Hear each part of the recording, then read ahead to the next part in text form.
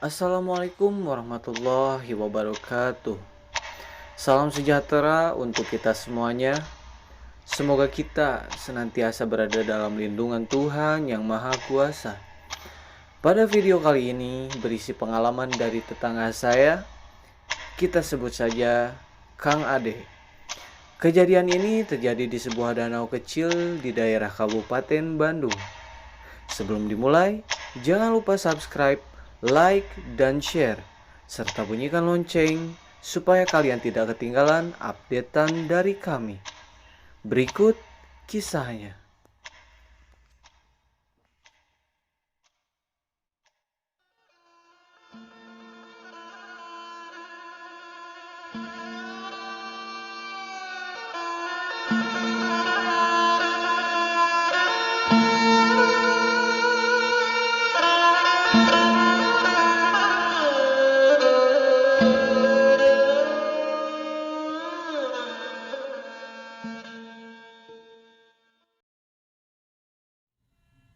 Kang Ade adalah seorang warga biasa dan hobi Kang Ade adalah memancing. Di daerah tempat tinggal Kang Ade memang tidak jauh dengan Sungai Citarum. Tetapi di dekat rumah Kang Ade ada satu danau kecil yang aliran airnya masih menyambung dengan Sungai Citarum. Hanya saja di danau ini airnya tidak begitu mengalir deras. Singkat cerita, dulu danau ini airnya cukup jernih dan ikannya pun masih terbilang banyak. Bahkan warga di sini setiap siang sampai sore pun banyak yang mencari ikan dan banyak juga yang masih berenang di sini. Terlepas dari itu semua, ternyata danau ini cukup mencekam dengan banyaknya pohon di sekitarnya. Ada pohon kemiri, pohon waru, dan ada juga pohon bambu. Dulu memang masih jarang sekali pemukiman warga. Waktu itu Kang Ade mulai beraktivitas setelah asar.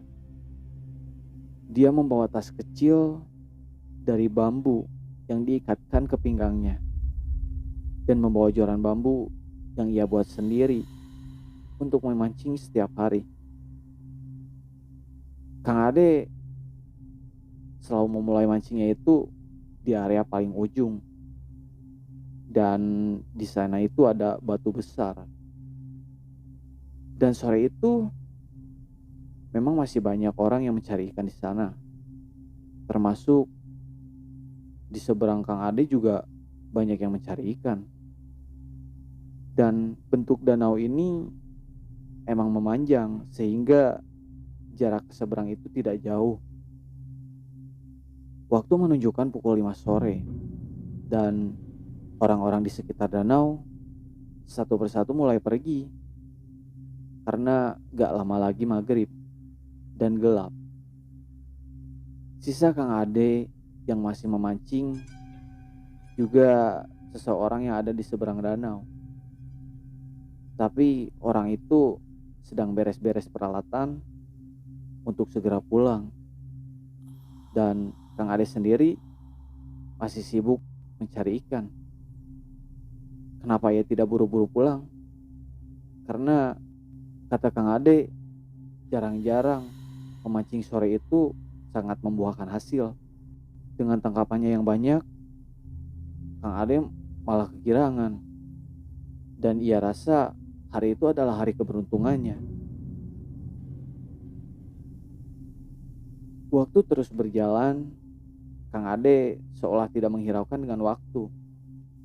Sampailah terdengar suara speaker dari masjid-masjid di sekitar itu melantunkan sholawat, menunjukkan bahwa sebentar lagi akan masuk waktu sholat maghrib.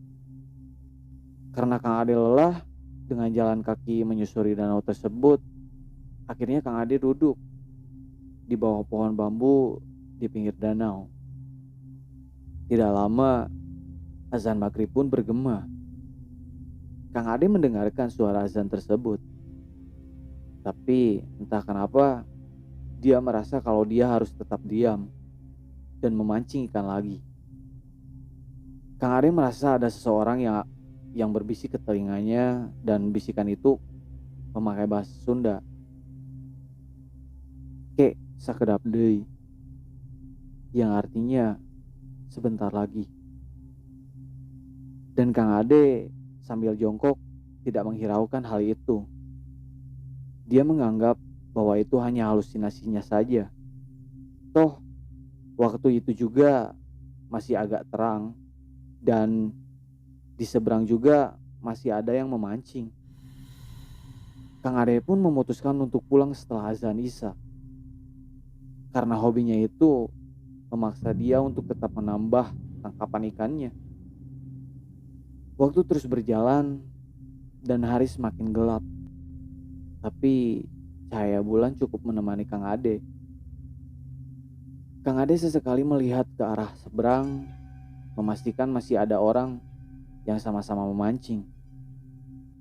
Dan orang di seberang tersebut masih terlihat jongkok, meskipun agak terhalang oleh pohon. Setidaknya Kang Ade ada teman. Kang Ade merasa bosan waktu itu, karena semakin kesini ikannya seperti jarang sekali. Beda dengan tadi sore. Kang Ade pun melirik lagi ke seberang, memperhatikan seseorang yang jongkok menunduk melihat ke air. Tapi Kang Ade tidak melihat orang itu mengangkat joran atau berganti tempat.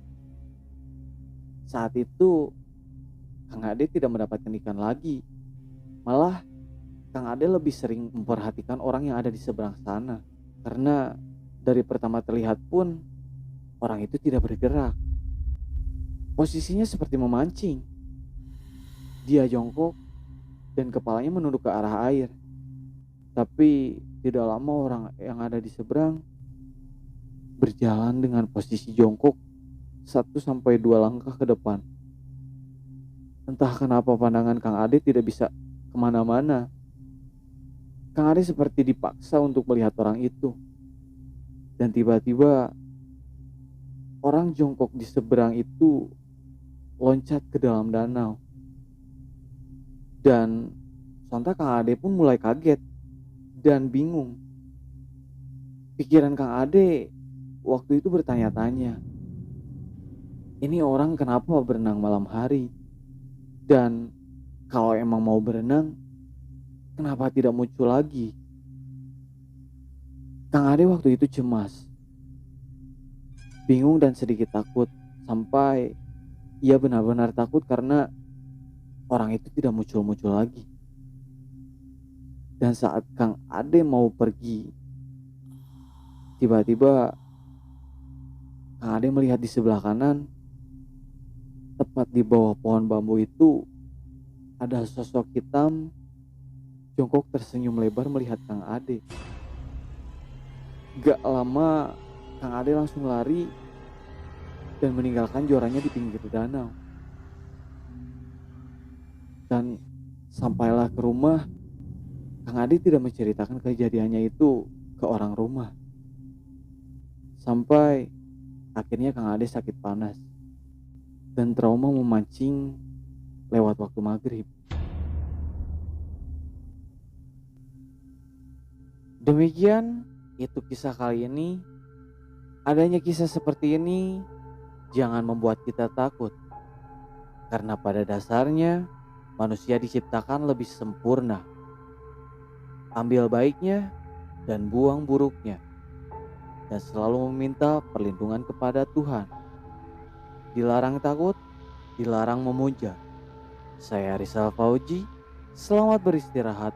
Wassalamualaikum warahmatullahi wabarakatuh.